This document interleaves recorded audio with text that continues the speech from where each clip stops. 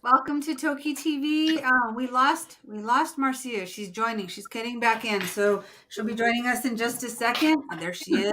All right.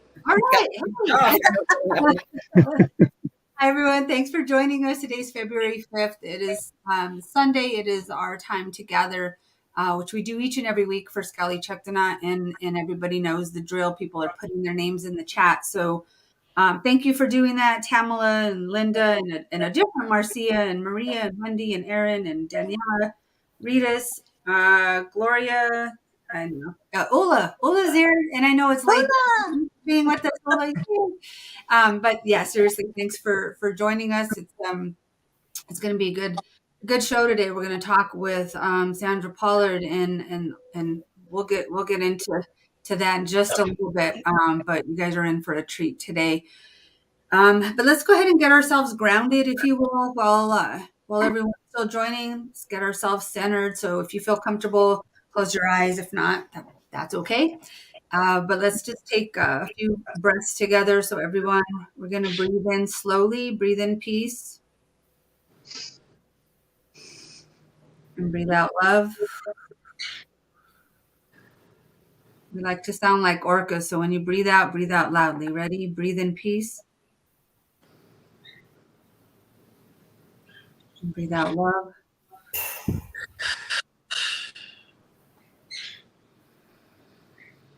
on this third one, when we breathe out love, just imagine Toki right in front of you. We're going to surround her in love. Ready? Breathe in peace. And breathe out love. So much love to Toki. All right. Thank you. That was very, very short, but I'd like to just get ourselves just centered together, breathing in together. And I like to imagine that we're taking those breaths in with her as well and calming her as well and getting her centered for what she knows we do every week for her. Someone was joking the other day that she has her own TV show, and it is what it is. We're here to gather together to hold each other up and her as well. So we know she's coming home, and we're going to continue to do this, probably even after she is home. So again, thanks everyone. Let's do some quick check-ins. Alejandro, you were at the Seaquarium yesterday. Yes, I stopped by the Sea Aquarium. I was in Miami, so I said, let me go. I need to stay there in front of the stadium, just praying for Toki a little bit. Yes, I did a Facebook Live, and I encourage everyone to keep supporting this process, this true process, and the only one that we tell Sk'aliCh'elh-tenaut back home in 2023. We're going to see Lolita swimming in her home waters at the Salish Sea with her family. Thank you, Alejandro. We love you so much, and thank you for going. Me too. Always. It has us be there with you, and so it's really appreciated. So thank you so much, Deb Cruz. Welcome. How are you, Deb Cruz? Hanging in there. The talkative Deb Cruz. I think that's about all we're going to get from her.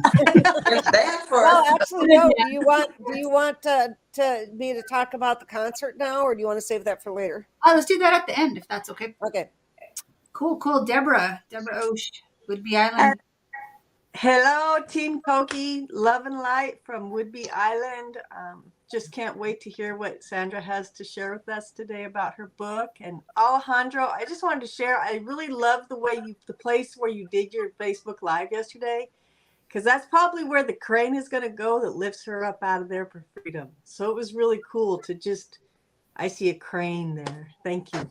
No, and I am representing the people who really love her, want to be there, that's why always I think in this way. It's not about me, it's about the people who really love her. So and try to, I just stop there in representation of everyone who really loves her.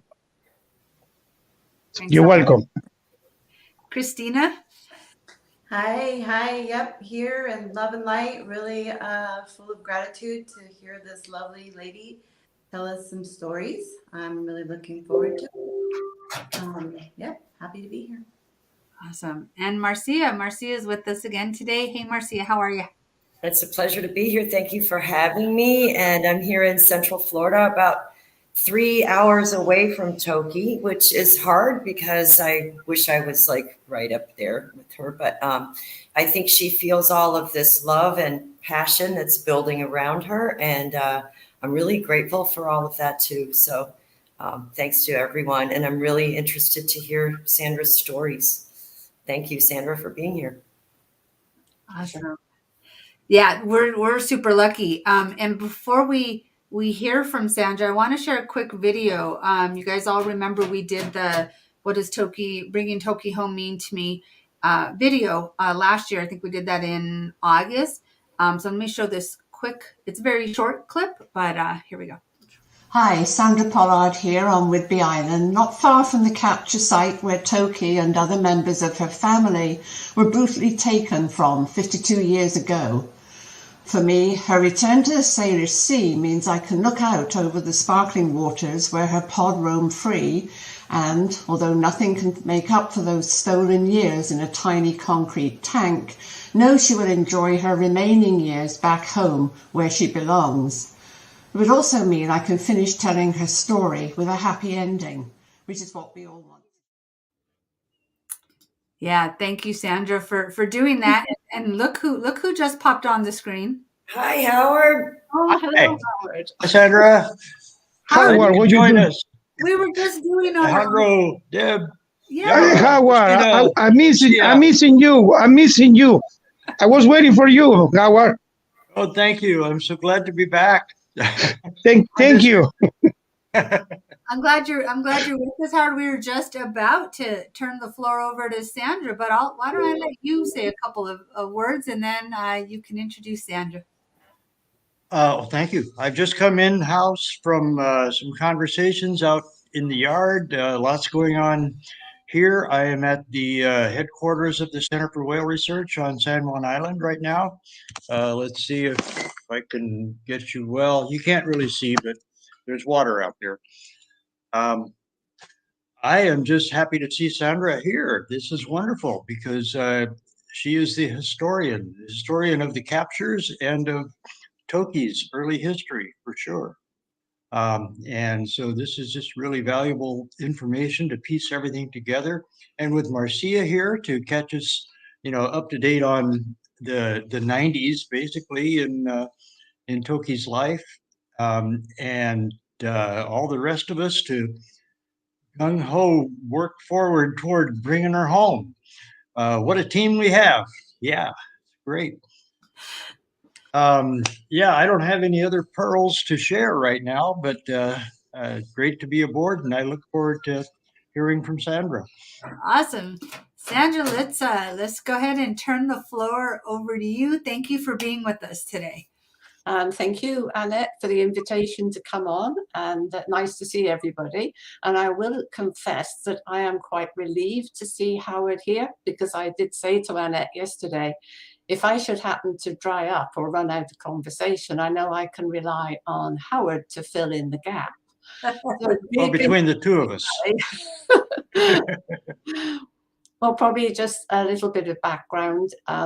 Like Deb, like Howard, not Deb, sorry, Deborah and Howard, I live on Whidbey Island, and not too far away from Pen Cove. And it was probably, well, it must have been 10 years ago now, that I was inspired, so to speak, to write the book, follow the history of what happened to all the southern residents who were taken from our waters. Previously, my writing experience was short stories and articles.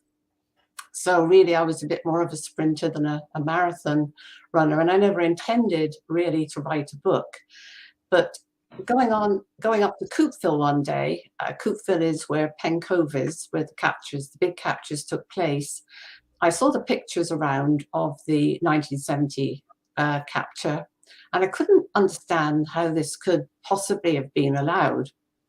So my interest was piqued, and I was already a volunteer with Orca Network, and we're very fortunate living here on Whidbey Island that we do see whales quite regularly.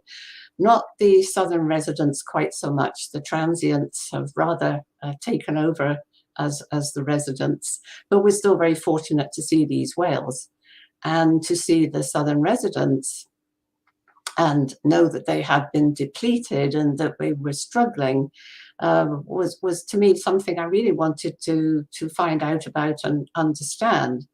So that was where I started with the book, researching, and I didn't write it all in one go. It took quite a long time. I had other diversions, which were probably quite welcome because it could be heavy stuff, and the research takes quite a while. So what I did was I just pieced together all the bits. I kept finding pieces on the internet, and I thought, well, that's all very well, but there are all these gaps, and I need to line them all up. So it was a bit like a jigsaw puzzle, and it took probably about, really, from beginning to end of writing the book, it was about 3 years. And as I said, it was spasmodic because the research was the thing that really took the time. The actual writing and putting it all together, I won't say it was simple, but it was relatively less hard work than the research.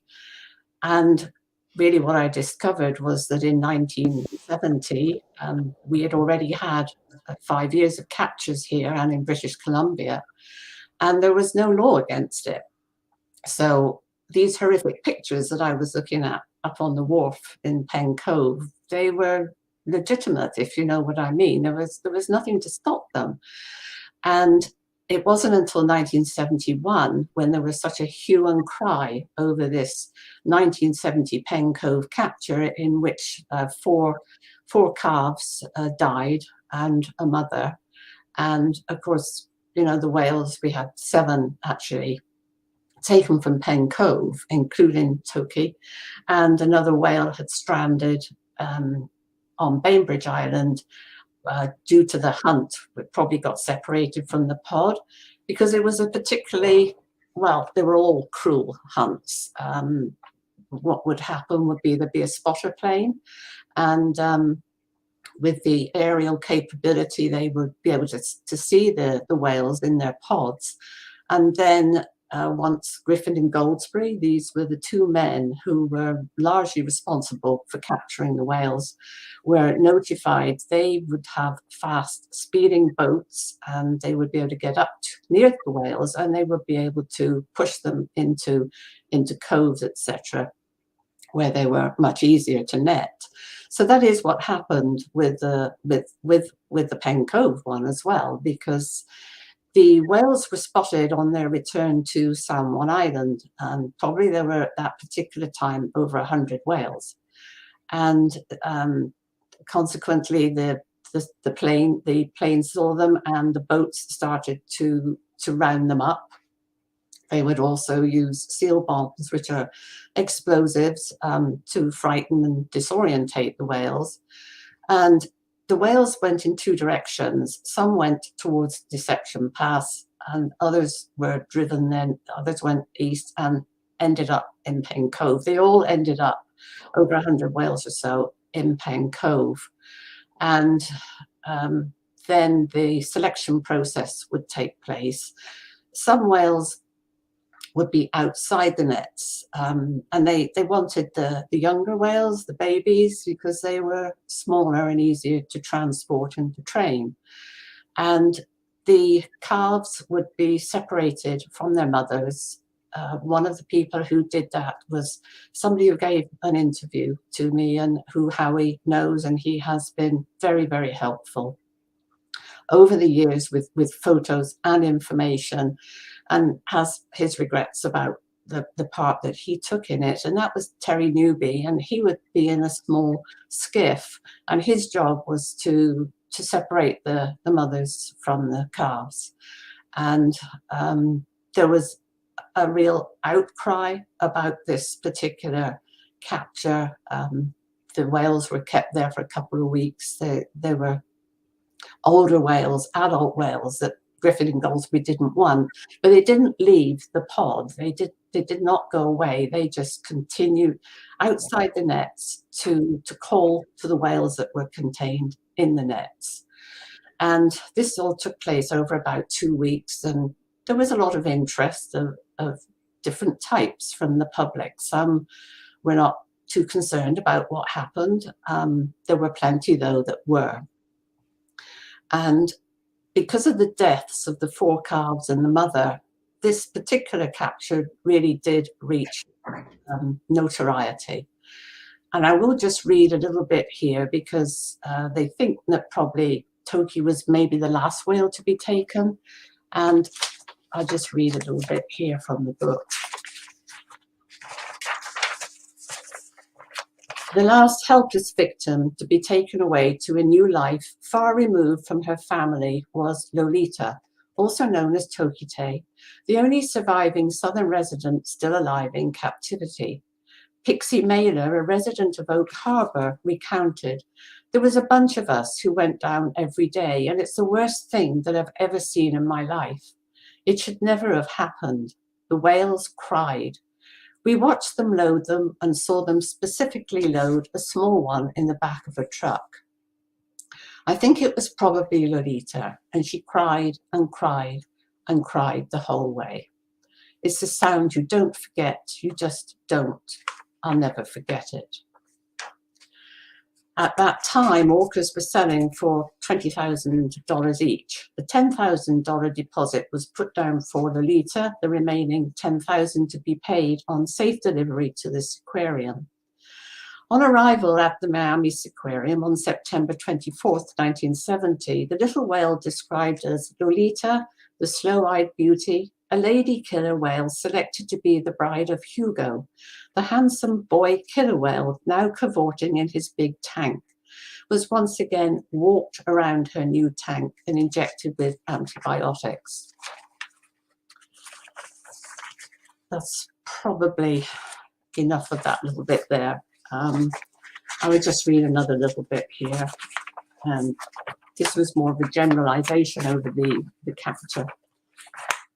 Many years later, Carey Tremaine, one of the divers hired to assist the capture team, who was paid $75 a day during the most intense stage of the capture, described how the calves cried as they were forcibly separated from their mothers.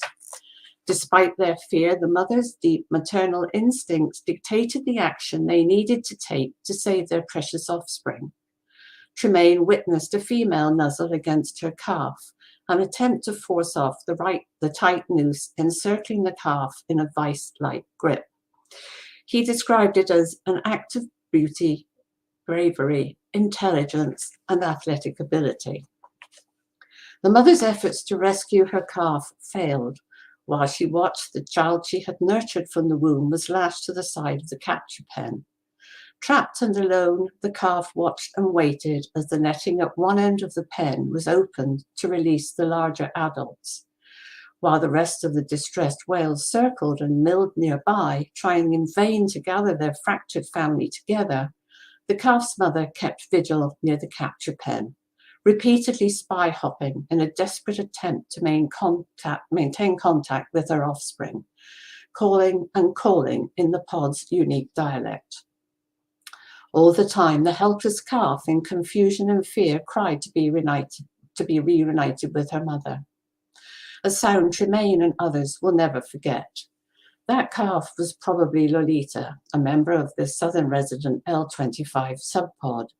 She, like her presumed mother, Ocean Sun L25, had displayed the same attributes of beauty, bravery, intelligence, and athletic ability, while enduring half a century of enslavement, mostly alone.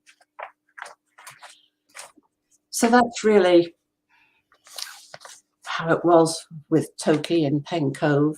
7 other whales, 6 of them actually, were dispatched to various places: Japan, the UK, Germany, Australia, and at that time, they would be taken first to the Seattle Marine Aquarium, where Griffin and Goldsberry, they would keep the whales there for maybe a week or 2 longer, if necessary, and they would be walked around the tank, and that would be because they were often disorientated when they actually arrived at the aquarium.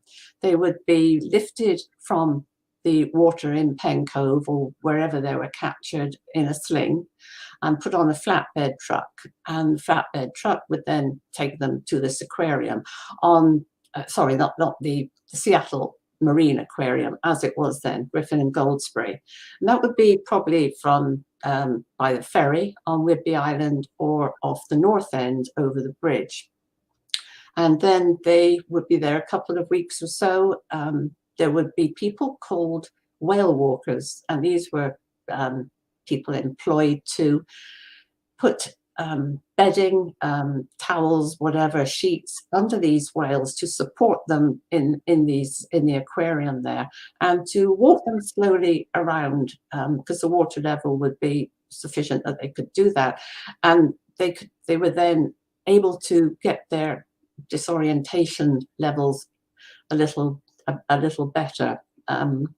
One of the things that was a concern was that they could have drowned, and they would also be injected with antibiotics and that type of thing as well, because during the captures these were quite violent and they could very well have got cuts and scrapes and open wounds during that time. There is a particularly poignant picture which Terry Newby, who I was talking about just now, a member of the capture team, it's in the book, and it is of who we believe it is Lolita in the net, and the eye looks at you. Anyone who's looked in the eye of a whale will know how very deep that can be. I think Marcia talked about that last week. So after the outcry of the Pen Cove capture, Griffin and Goldsberry had a lucrative few years. No law to stop them as long as they had the resources, the ability to capture whales. Griffin was probably maybe a bit more of the brains behind it, whereas Goldsberry was the experienced seaman. He knew the tides, the currents, and he knew how to work the water, so to speak, to capture the whales, and the best way he could do that. So the two worked together. They didn't have a lot in common, but they were in there for the same reason. They were in there to make money, and SeaWorld was their biggest customer. So following the outcry of the Pen Cove capture, in 1971, a law was brought in Washington state whereby permits had to be obtained in order to capture the whales, and they would have to pay $1,000 per whale captured. So NAMU Incorporated, as they were called, which was Griffin and Goldsberry's operation, applied for a permit, and they got it to capture 6 killer whales. So almost a year to the day, August 1971, they were back in Pen Cove, and they captured a number of whales, but they only kept 4. One of those whales was freeze branded and set free. They never saw that whale again. There was also another whale sometime or other that was freeze branded and set free, and that whale was never seen again either. So that's 1 whale gone from their 6. So they have 3 left, and those were dispatched to marine parks. So they were left with very little time to actually capture 2 more whales. So they did that in about just before the end of March the following year, when the permit was due to run out. And both those whales died at the Seattle Marine Aquarium. So they still had 1 whale that they could catch, because the freeze branded whale did not apparently count in the permit. So 1 to go. So they did manage to get another whale, and that was Canuck. And his lineage was, he was related to Ruffles, the very famous icon of the Southern Residents, J1, who's now gone. But he was the nephew, it's believed, of Ruffles. So that was 1971. And then they applied for another permit to capture 8 whales. And this went a bit wrong for them, because there was a public, what's it called?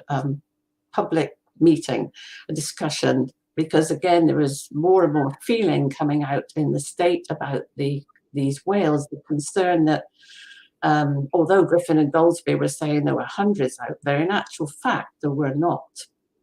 And Mike Bigg in Canada in 1971, 1972, and 1973, he was a scientist who studied started the photo identification studies on the whales, and he realized that he was seeing the same whales. There were certain marks, indentations, idiosyncrasies on their appearance that he was able to note, and I realized that actually these same pods were being worked on all the time. So Griffin and Goldsberry put in their application. They wanted to capture 8 whales. They then brought it down to 2 because the Marine Mammal Protection Act came in December 1972. It didn't stop the captures, but it actually gave some more protection for the whales. And at that particular time, SeaWorld, who they were linked very closely with SeaWorld, they applied for a permit as well. And they applied for a permit for 4 whales because they were expanding one of their facilities. And they applied for it under the hardship exemption section of the Marine Mammal Protection Act. And they got it. They claimed that if they couldn't have these whales, they'd have to lay off 700 staff. It would really upset all their plans to expand this particular part of SeaWorld and attract people to the display of orcas. And they were actually allowed this permit under the hardship exemption section. And there was an outcry about that, particularly in Washington State, because this came out as a federal permit and Washington State wasn't having any say in basically protecting our whales, for want of a better way of putting it. And they did get, because they got this permit, that was the one that was permit 22, and this was the undoing of SeaWorld in Washington State and really of Griffin and Goldsberry. Although Griffin was already pulling away, he'd sort of tired of the whole thing of maybe being vilified. He moved off to Eastern Washington. Goldsberry remained basically working for SeaWorld. And in March 1976, a whole load of transient orcas were driven into Bud Inlet near Olympia. And this particular capture was witnessed by former long-term Secretary of State Ralph Munro, who was out in a boat with his then wife at the time, Karen, and witnessed what was going on, and it was not very pretty. And under the terms of a permit, the whales were not supposed to be harassed or forced into coves, but this is exactly what was happening. And pardon me, Griffin and Goldsberry were there with their plane and also their boats, and they had been pushing some transient whales towards Olympia.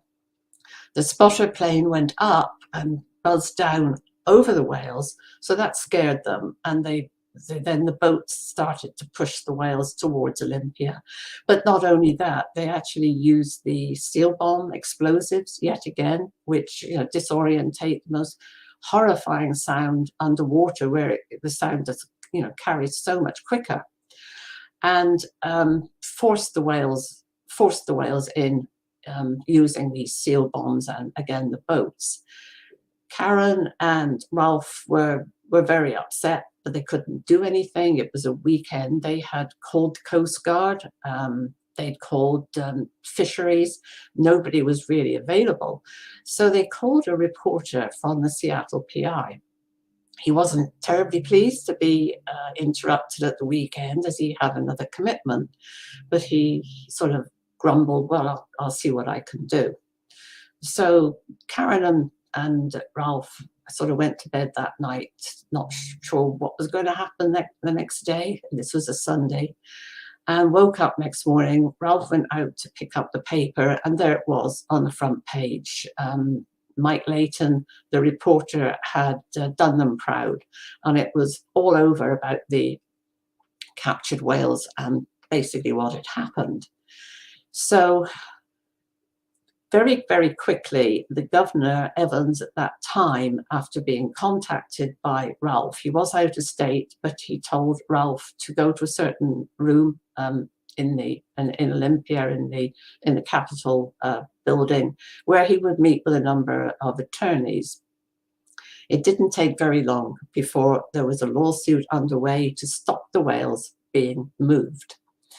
But it didn't just, it wasn't quite that simple. They did get permission, or at least the judge said the whales could not be moved. But then SeaWorld, they were buzzing all over the place. They had their smartly dressed PR people in their blue blazers and light colored jackets, and Ralph remembers that very well. And they were talking to the press and offering them free weekends and a little bit of blackmail thrown in here. So there was a big kerfuffle. SeaWorld then immediately tried to overturn this particular lawsuit and get the whales moved, but that didn't happen. In the end, it took about, I think the whales were there about 2 weeks, and there were 6, and they had to be within a certain length with under the permits. I think it was 11 and maybe 17 feet for females, and maybe 11 and 19 feet for males. I'm not sure, but it's near enough that. And one of the whales had already been turned away because it was too big. The other 3, by somehow or other, fair means or foul, capricious, whatever, had managed to escape over the next few days, which left 2. And both those whales, Floris and Pender, probably mother and son, were under the size limit. So it was agreed that they would go to the University of Washington and they would be radio tagged, and that they were then taken up to San Juan Islands and they were released. And that SeaWorld was the final ruling was that they were banned from Washington state and there were to be no more whales captured here. So that was the end of the awful 10 years really of captures here in Washington State. British Columbia in 1970 had actually already brought in some protection, but there were still whales. You could still capture whales up there, and some of the residents, they were captured up there. So with all this, we lost about 45 whales altogether. We don't know exactly how many. Bearing in mind that once Griffin was discovered secretly trying to get a whale taken into a rendering plant in Seattle, he wasn't declaring that that whale had died during a capture. You know, you don't really know how many more times, how many whales may have died, and that they never actually recorded. So we usually say about a third of the southern resident population was taken during that time, and most of them were young whales. So really a whole breeding generation was lost. And National Marine Fisheries Service did actually acknowledge that when they did list the orcas as endangered in 2005. Toki, of course, had to wait quite a lot longer before she was listed in, I think, Howard, correct me here, was it, I think, 2015 that Toki was actually listed. But of course, it was too late for her. she'd already been at this aquarium a very long time. So none of the there were various lawsuits brought, including the one under the Endangered Species Act to get Toki released. And the judge basically threw that one out, did not consider that Toki was in grave danger at this aquarium, despite all the hurricanes that Miami experiences and the number of times that she has had to live through those. So those lawsuits were carried out over a number of years, and I know Howard and Susan really battled for many, many years. Howie, of course, was in Miami for a couple of years, and he and Susan never ever dropped the ball. They consistently kept up the pressure. But now we're in a very different place, and I'm sure we're all very pleased about that for Toki. So that is basically a summary of how we got to where we were with our southern residents, including Toki, to this point in time. So, Sandra, thank you. I just want everyone on the screen. I'm looking at everyone on the screen, and I'm reading all the comments coming in. So everyone, just take another deep breath, all on your own. Just it's hard. It's hard to hear, and we know the history, and it's hard to hear it. And like Sandra and I were talking yesterday, just really, we have to acknowledge the past in order to heal from it. And this is where we are now. So thank you, Sandra, for bringing us up to this point, because we kind of know this, but hearing it just really brings it right here, right here in front of us, and reminds us that this is why this is so important in the healing, for the southern residents, for the families, for you, for everyone who has dedicated their time, for her, for Ocean Sun, for all the people you interviewed. This is why it's so important. So as hard as it is to hear, thank you for it, because hearing it from someone who's done the research, I was looking at all the reviews on your books, and so much credit for the detailed research that you've done, Sandra. I know that must have been really difficult for you to document and capture. How do you take care of yourself, Sandra, through all of that? Pardon me. I think, as I mentioned before, this was not a sit down every day and write this book. It was over quite a long period of time with breaks from it.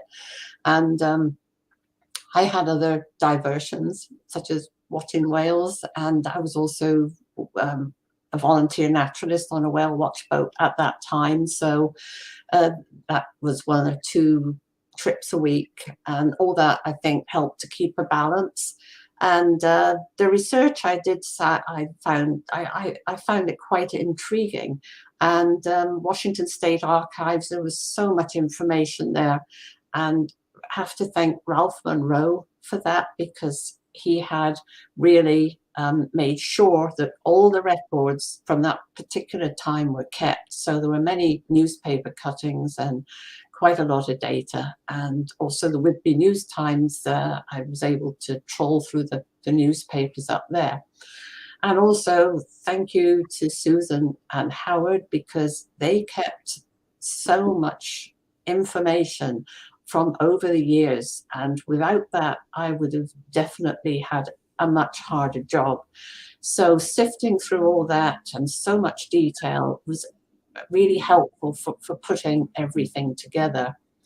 But there were times when I got quite angry in the confines of my office, and I would hurl expletives at the wall, swear words, and sort of stomp about a bit. You know, I did find it challenging at times that this behavior had happened here. And you know, I feel, as we all do, for the whales, and particularly seeing the residents when they are together, and mums with the little ones, the babies, the calves swim in the mother's slipstream for quite a while. It's the area of least resistance, so it makes it easier for them when they're traveling.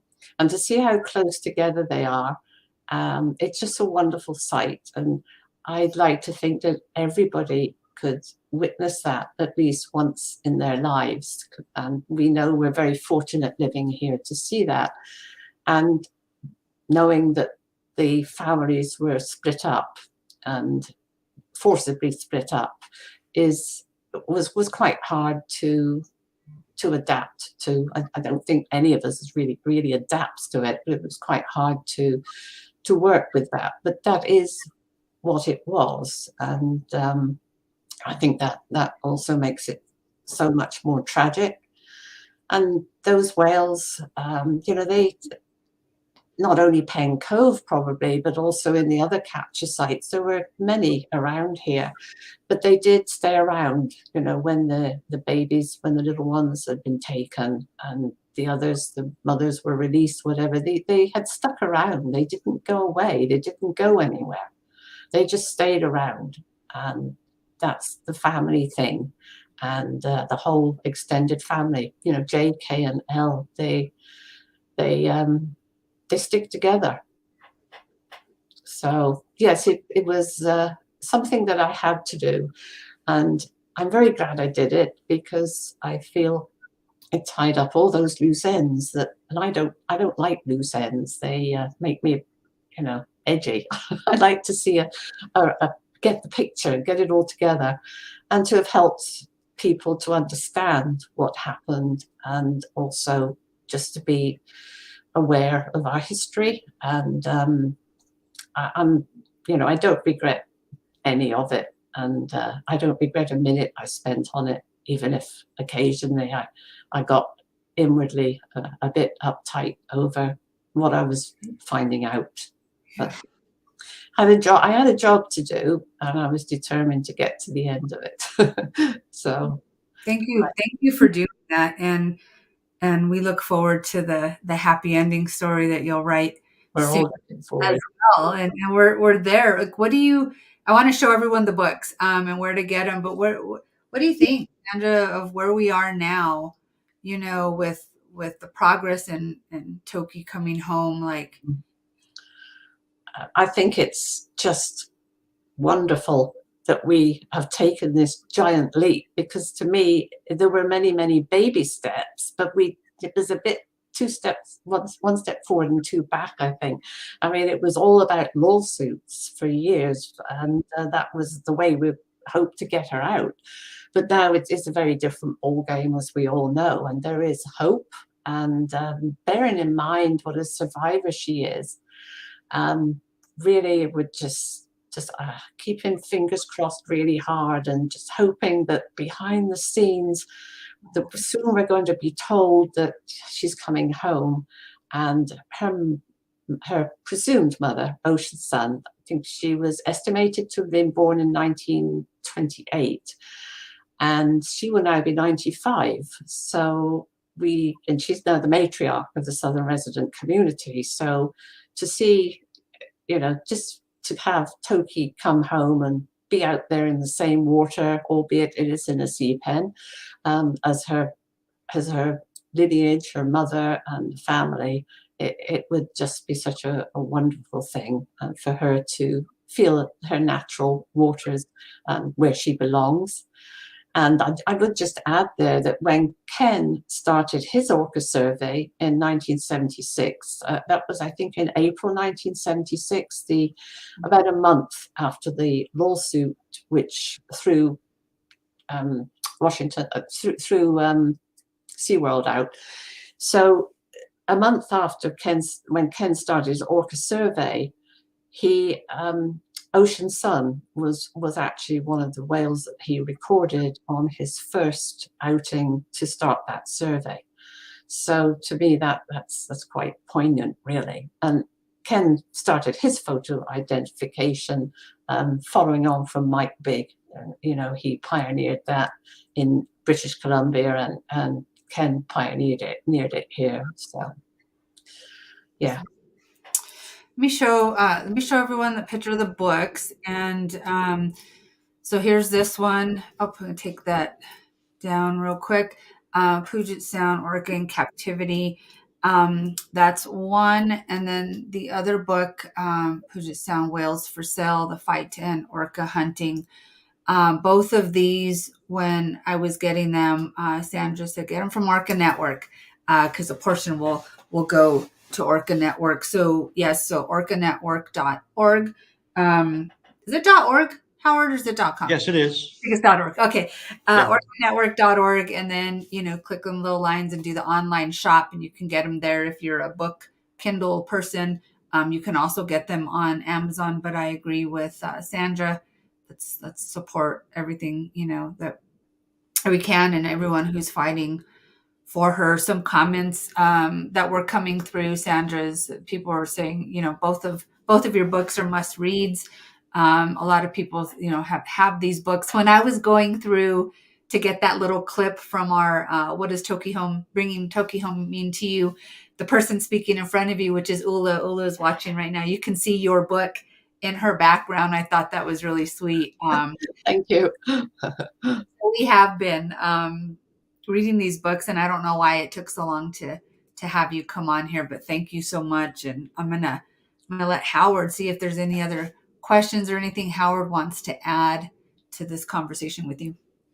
Well, I want to hear what everyone has to add to this conversation, because I think we're all just glued to hearing Sandra tell this history, and you told it so beautifully. This was a good capsule summary of so much work and everything in your books, and you've done us all an incredibly valuable service by telling us this story, by finding it and putting it together and telling it so well.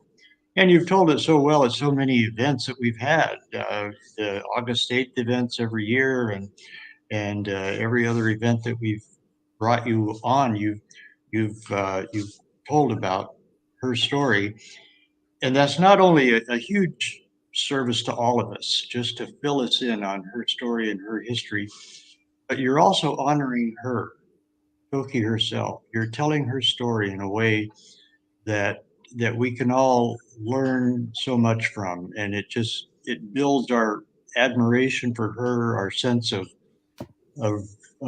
relationship with her, to know her story so well. So I just want to thank you for honoring Toki and for telling us this story. I knew bits and pieces, but you really threaded it all together. So I'm here at your service. If anyone else has any questions that I can answer, I'm happy to, but I'd love to hear from everyone else here today too. Oh, thank you, Howard. If it hadn't been for you, I would never have known as much as I knew. I would never have, with Orca Network, being a volunteer with you. I've learned so much too from you, attending your talks and presentations, which are always absolutely spot on. So I thank you I would call you my mentor. Oh, thank Professor Howard. We love Professor Howard. Let's check in Marcia, if that's okay, because you would have met her next along, and I can't unmute you, so you'll have to do that on your own. But how are you with all of this with this conversation? Hear me now?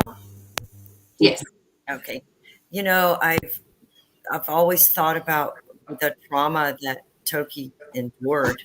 You know, it's with me since the moment I met her. I could just feel it in her, in that eye. You know, I could sense that. But it's been dawning on me more and more lately, like the trauma that was caused to her entire family is overwhelming. And the fact that these orcas even tolerate us being around is amazing to me. You know, like the whole generation disappeared, and it's just traumatic. But I think our efforts with bringing her home can start to seal those wounds and heal those wounds that we caused, you know? And so it just, I don't know, I'm like saying this through tears right now, but I believe it's going to be a happy ending. I feel it in my bones. We can't heal all their wounds, but this is a start. And Sandra, I have no words to thank you for just documenting all of this and presenting it in such a way. I'm going to order these books immediately. Thank you so much. Like Howard said, for honoring Toki in this way. She can't tell her story. You did that for her, and in such a poignant way. So I'm grateful for you. Thank you so much. Thank you, Marcia. Thank you. Thanks, Marcia. Alejandro? You're on mute. Now I'm okay. Yeah, it's a story. This story broke my heart in 2014. I know about her capture and broke my heart so bad, and started fighting. I started doing my activism and trying to help her to go back home. I got the book, Sandra. I got your book. So thank you so much. And I want to share this picture when you can see this gentleman over there protesting. His name is Howard Garrett and Susan Bertha. Yes. In 1999, I think, Howard, right? So, okay, right. He was one of the first protesters. I am the last one. No, I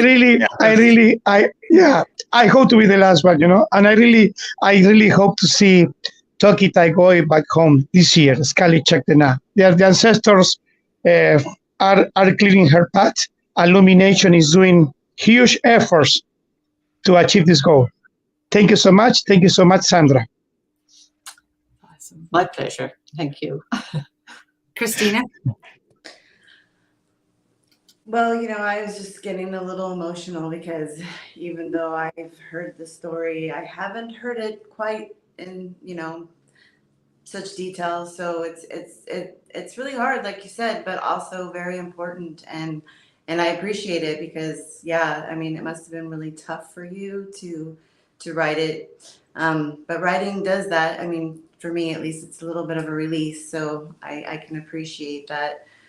And I'm just in awe because I just know Toki's going to come home. I know she's going to come home. There's going to be a happy ending. She's going to see her mom, and harmony and balance is going to be restored. So I'm just holding that really close to my heart. And thank you for writing her story, because it is tragic, but it is her story. So, yeah. So thanks. Well, I think I'm not trying to inject any humor into this because it's not a funny situation. But the second book, the first book is Puget Sound Whales for Sale. The second is Toki's story in depth. And it was something that I knew I really wanted to write and felt I had to write, but I actually doubted if I could write it. And I don't know how many people know Ingrid Visser, Dr. Ingrid Visser. from New Zealand, Orca Research Trust. She was up on San Juan Island, as were we, for one of the Superpod events, which is an event that takes place there every July, or has up until the last couple of years. It will be resumed this year. And I was talking to her after Superpod. We were out on the west side, where the whales go by, and Southern residents had actually gone past earlier that morning, and we were sitting outside just having a cup of coffee, tea, or something, and we were talking, and I said to Ingrid that, you know, I wanted to write this book, and I've had some self-doubts about it, and she's not a person that you argue with, and she just looked at me, and this is the picture across the there, where we are there up on San Juan Island, and she just looked across at that and said, well, you've got to write it. You have to write it for Lolita. I thought, well, okay, that's it then, isn't it? Done deal. So I went from there. That's awesome. Deborah? Sandra, like everyone else says, thank you for writing this book. You know, my new thing now is when people say, well, we can't put her on a plane and move her again. I'm gonna put your book in their face, because we could toss them around on trucks and ferries and planes when it served their purpose, Yes, make money. But to lovingly bring her home, we can't do that. So it's really amazing the way that your book, I have your books, but it just is an inspiration to read this book and then tell me we can't bring her home. And I just want to share, I have so much gratitude in my heart that I live up here 5 minutes from Penn Cove, and I have the ability to sit at the water's edge up here and pray and talk to the water and ask Creator for healing to that. You know, the water up here is a being. It has emotions. It has energy. It's something magic about this place up here. And if anyone ever wants to get up here, we'll pick flowers out of my garden and we'll go send healing vibes out to the water out there. And it just really makes me feel like that's the right place where I'm supposed to be doing right now. So it's a good day. Thank you. well, I think sorry, Annette. Sorry. No, go ahead. Take your point there, Deborah, because Toki was lifted from Penn Cove in a sling. And then she, you know, by crane onto a flatbed truck. So Howie may have something to say about that as well. Is there any reason why are there any doubts now that she should not be transported? None. I see no hesitation at all. I anticipate and you know, I mean, we'll wait and see, and I could be wrong, but I feel that she will know that our intentions are good when we're with her and we have a sling ready for her.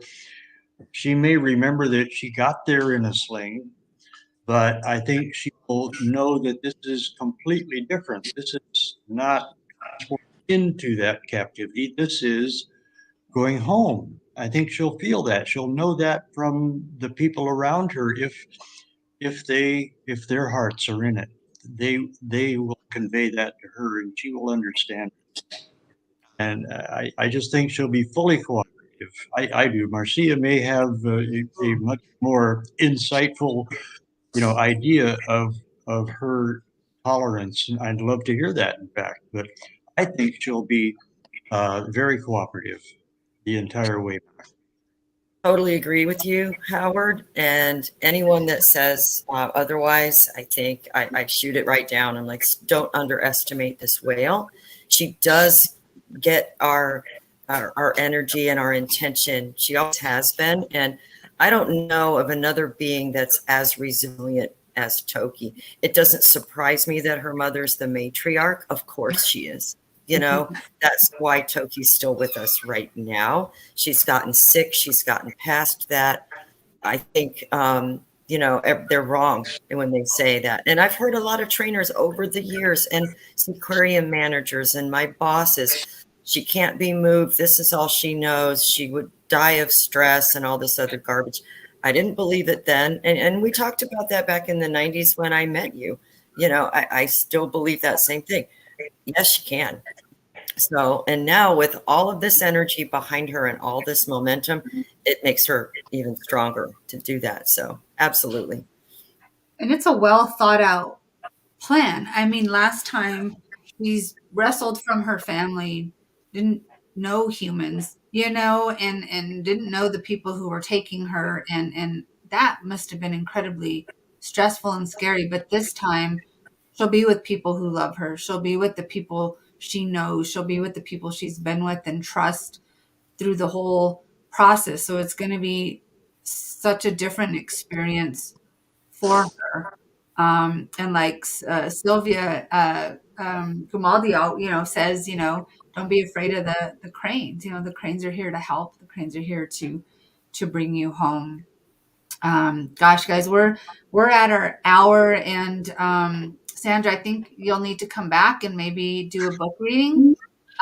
You're so knowledgeable. Thank you so much. There's a lot going on with there's some upcoming things happening too. So just this week, I just want to say last week, I think it was on TokiTV where we had Marcia and we were talking about, someone said something about, I love being part of Toki's pod.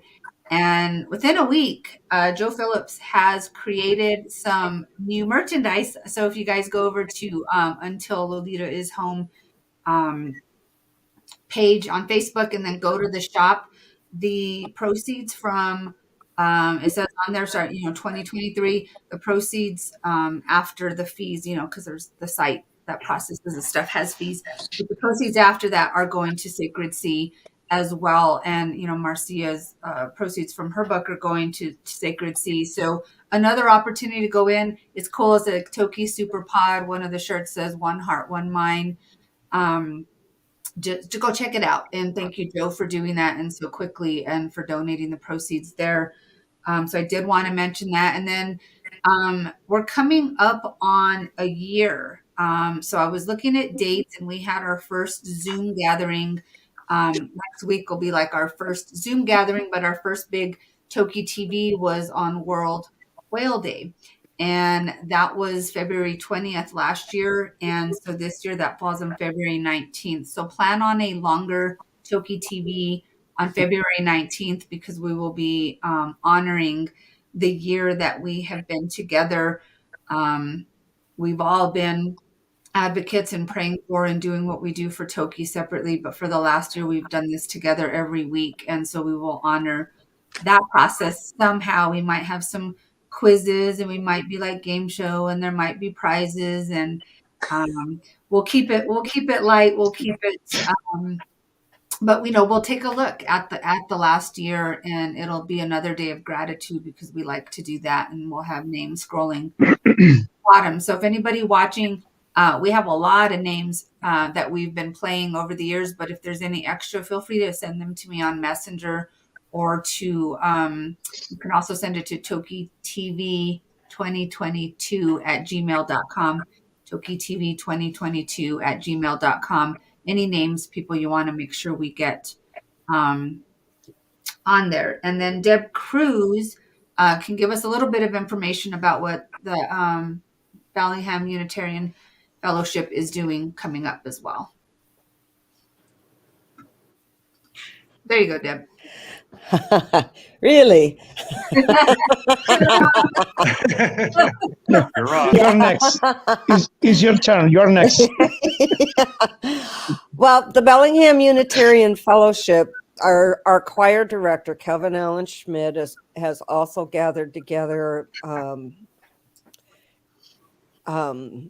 another choir called the Choir of the Salish Sea. And on March 3rd and March 4th, they're going to be doing special concerts as a fundraiser to bring Toki home. And let's see, Friday night, March 3rd, 7:30 p.m. Saturday, March 4th, 3:00 p.m. And that's at the Bellingham Unitarian Fellowship, 1207 Ellsworth Street in Bellingham. There is an entry fee, so those funds will go, and Shirley Bob will be there, as well as Raynell or Sk'aliCh'elh-tenaut, and we'll see how this goes. Looking forward to it. Will it be streamed in any way? We're that hasn't been fully decided yet. Yeah, it doesn't say so on the poster, but Dun, dun, dun. So if we're not there live streaming it, we will definitely see what we can do to get some recordings, and we'll play that on that following Sunday, which would be March 5th. But we'll see. Okay, that'd be great. I'll come video. I'll be there. Go video it. Go video. I love it. Are you sure? So, speaking of Shirley Bob, we can sneak you in, Alejandro. Somebody will have their iPhone on and sneak you in. Okay. You can use a tripod if you want. you're so cute. Alejandro, I love you so much. You're so cute. You're like my brother. I love to break. Listen, I love to break the ice. I love to break the ice. You know, before you break the ice on my head. No one was even crying this time, Alejandro. No one was even crying this time. That's good. That's good. Well, Alejandro and I just found out we were both from. I'm born in Argentina, also. So is he? Yes. Oh wow! I know. She was born in Buenos Aires. I'm from Córdoba. States up. Here is Buenos Aires. Córdoba is up. That's awesome. So that's kind of cool. Well, guys, I just want to say real quick, you know, that with the concert and Shirley Bob and the Bob family, we'll be there for that. And Shirley is watching right now. So Shirley, hi, we love you. Shirley. Yes, we love Shirley very much. And we'll close today. I'm going to put us in the background, and we'll listen to Shirley Bob's song, which is a farewell song. It's not goodbye. We will see you again, because we know we will be seeing her again soon home. So Marcia, is it okay if I use a couple of the pictures we used last week? You can use any pictures I have. Absolutely. They're so awesome. All right. So we love you guys, and we'll see you. Don't forget, Thursday nights we gather for meditation. So we'll do that on Thursday, and then TokiTV every Sunday. So love you guys. You all have a really good week. Hi, y'all. See if I get this going here real quick. Sorry.